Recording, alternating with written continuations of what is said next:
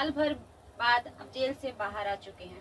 Jail से बाहर आने के बाद भी पब्लिकों के मन में बहुत सारे सवाल हैं आपको लेकर। आप पे जो आरोप लगे वो आपके ही अपने बेटी के द्वारा लगाया गया, तो उन आरोपों को लेकर आज आप क्या कहना चाहेंगे?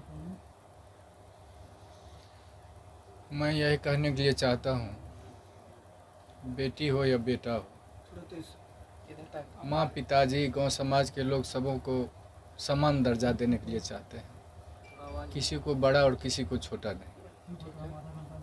उसी के हैसियत से मैं भी बेटा और बेटी, 4 बेटी 3 बेटा था, 2 तो छोटा छोटा है। 3 बेटी का शादी ज़मीन सुध भरना लगा करके कुछ शादी कर सलटा दिए थे। चौथा में ये थी, मन में जिज्ञासा था कि अच्छा ढंग से इनका भी शादी करें, लेकिन परिस्थिति डाउन हो जाता है।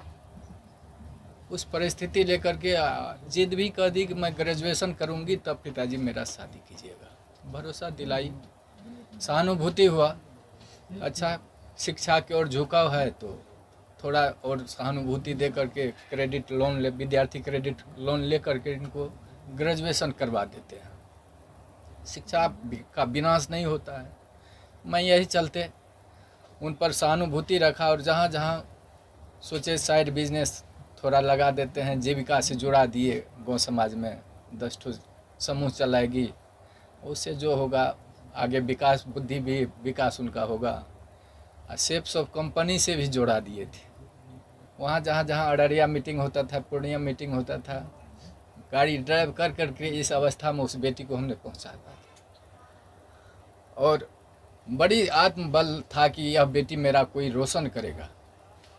लेकिन दुर्भाग्य था मेरा ही दुर्भाग्य है, वह बेटी आज मेरा कहीं का नहीं रखा। साल भर जेल में सड़वाया, कानून का शरण लिए,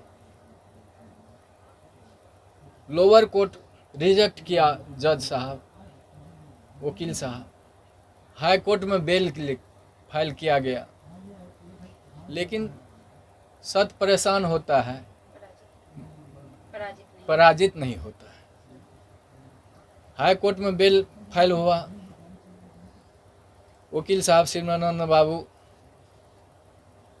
वकील साहब अजय ठाकुर, हाई कोर्ट से रिजेक्ट भी करवा करके किसी तरह से बेल का अनुसंधान जारी किए कि ऐसा जो भी परमात्मा का मौज हुआ, इन लोगों की सहानुभूति मिली। आज साल भर भी जेल से में भी शिवनंदन बाबू की सहानुभूति वर्णन नहीं हो पाता। वहाँ जेल गेट पर भी पहुँच करके इन्होंने पिता का रोल अदा किया कि अब बंदी मेरा है, अधीक्षक साहब यह बंदी मेरा है, इसको कोई तरह का तकलीफ नहीं होना चाहिए। अहम भूमिका को शिवनंदन बाबू पहुँचाइए और साल भर के बाद बेल लिए। आज उन्हीं का कृपा है कि घर में मुझको नहीं रहा गया। जब बेटी कहा कि यह इसको मैं देखना चाहता हूं कि आजीवन जेल में यह रहे, मेरा दिमाग नाच गया कि क्या हो रहा है। फिर भी एक शिक्षाप्रद कहानियाँ थी। एक बिच्छू जब पानी में डूब रहा था तो साधु महात्मा पार हो रहे थे, वह बिच्छू को बचाने के लिए अपने हाथ पर लिया। बिच्छू 2 बार डंक मारा, डंक को सह कर करके महात्मा ने वह बिच्छू को पार लगा दिया। तो वही मैं चाहता हूं कि वह बिच्छू की तरह वह बेटी नहीं बने। बेटा तो पिता का गोद का भरने वाला होता है। जहाँ कहीं भी वह बेटी रहे, अपना जीवन जीविका चलावे। और मैं क्या बोल सकता हूँ वह पिता के दर्जा में। ऐसा नहीं है कि समाज के सारे लोग सिर्फ आपको ही आरोपी के नजर से देख रहे हैं। कहीं ना कहीं दूसरे वर्ग के लोग ऐसे भी हैं जो आपकी बेटी को भी आरोपी के तौर पे देख रहे हैं, क्योंकि गलती की शुरुआत कहीं ना कहीं आपकी बेटी से होती है, अगर शुरू से देखा जाए पूरा मामला का तो। लेकिन जैसे ही आपके आते ही एक बार आरती ने फिर से सवाल शुरू कर दिए, तो आरती के लिए आज आप क्या कहेंगे? वो आरती की मर्जी है, जो करावे। अब आपके अच्छा 1.5 साल तक, साल भर तक आप लोग जेल में रहे, आपका एक छोटा बेटा भी है, आपकी बूढ़ी माँ भी है, किस प्रकार से आपका घर चल पाया?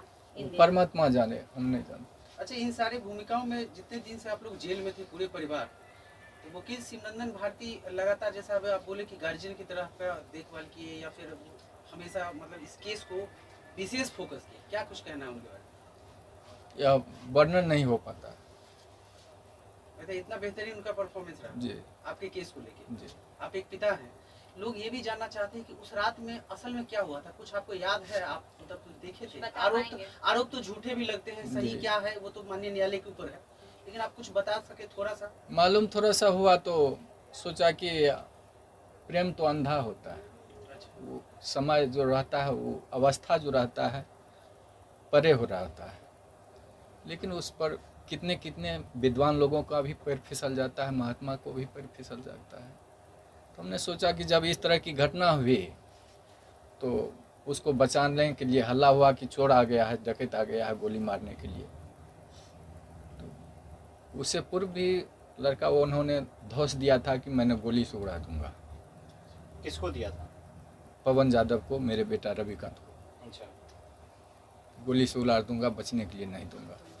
उस पीरियड में उन्होंने घर में पकड़ाया तो हल्ला हुआ कि डकैत आ गया, डकैत आ गया। डकैत के दरमियान में पहचाने उसको तो कहा देखे मेरा जात भाई है, बच्चा है, पैर फिसल गया। उसको बचाने के ख्याल से मैंने घर में बंद किया, और उस दरमियान में कैसे उसका मौत हो गया हम लोगों को जांच का विषय, मतलब आपको इसके बारे में इसके बाद विशेष कुछ जानकारी नहीं? कुछ नहीं। से आप लोग बेल पे बाहर आए हैं, तब से आरती सोशल मीडिया पे ये बयान दे रही है कि उनके परिवार में, आप लोग से आरती को खतरा है, घर दिखाने की बात हो रही है, इसको आप कैसे देखते हैं और अपनी बेटी को कुछ कहना चाहिएगा हमारे माध्यम से?